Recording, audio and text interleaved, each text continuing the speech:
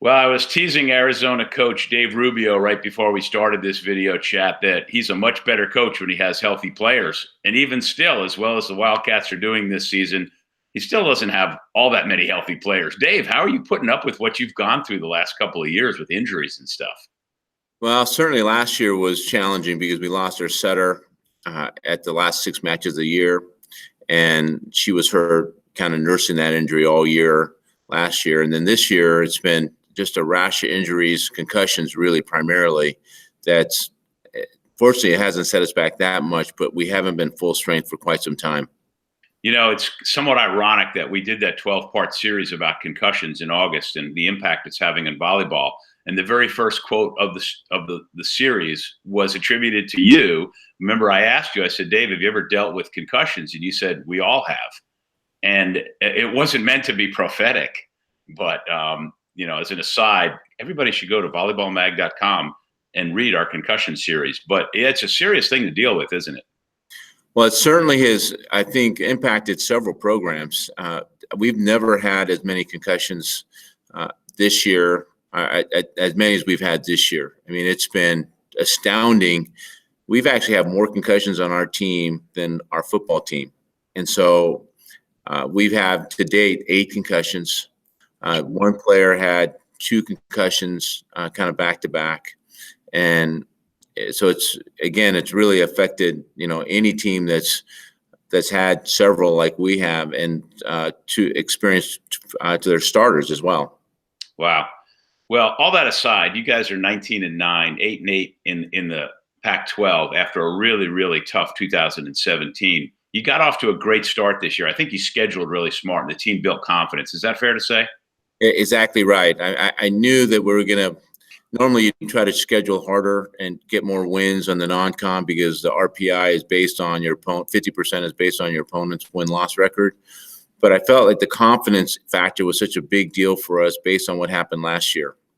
You got a couple of really, really nice players. Kendra Dahlke, she's been out with some injuries, but she's back. Tell us a little bit about her because she's your big gun by far.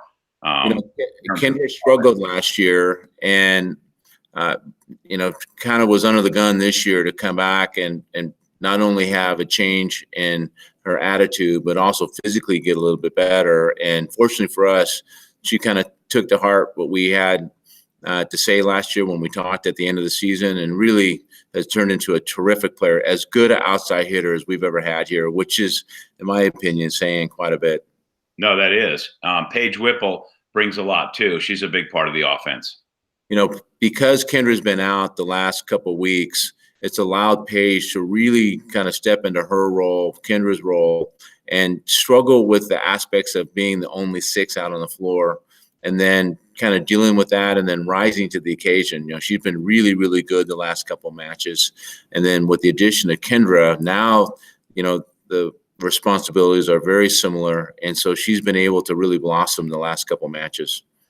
Is it safe to say that we just don't know a lot about Julia Patterson, your setter, but she's one of those really good players who, it just flies under the radar? I think that's a fair assessment. I mean, that she wasn't a highly recruited setter, and, she's not like Panina Snuka where, she's so flashy and stands out. Julia's super steady, and the thing that she does is that she can lead the team. She's an incredible work ethic. She has a great presence on the floor. She can deliver the ball in a location where the hitters can score.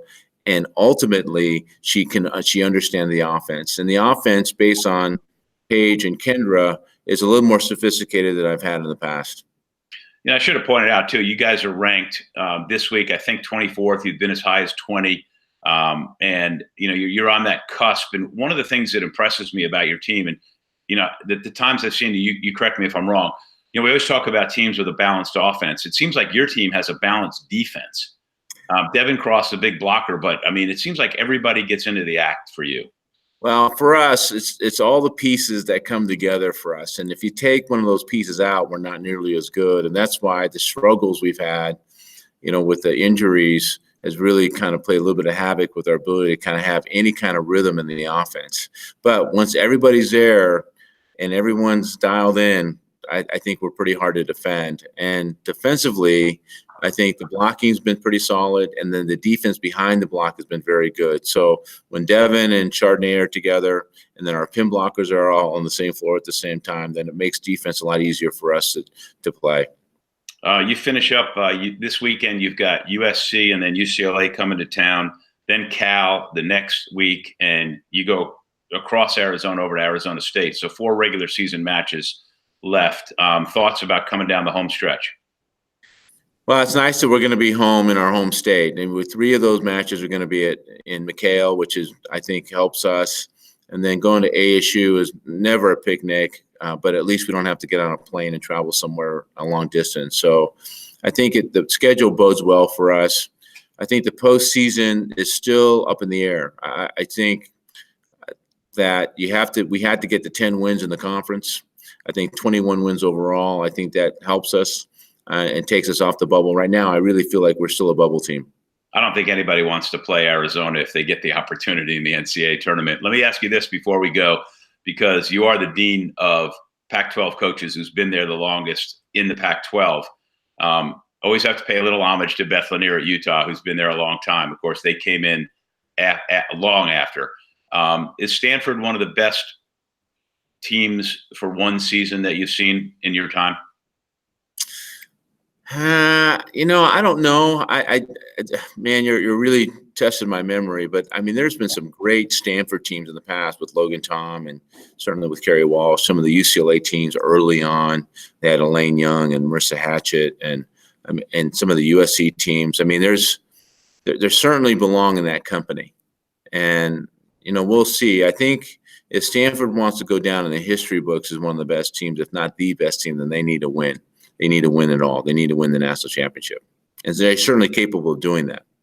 Well, there's a lot of people there. Happy to hear some of those old names you just threw around. Dave Rubio, the Arizona coach, one of my favorite guys, and a great opportunity to visit. Good luck the rest of the way, and we will see you in Minneapolis, win, lose, or draw.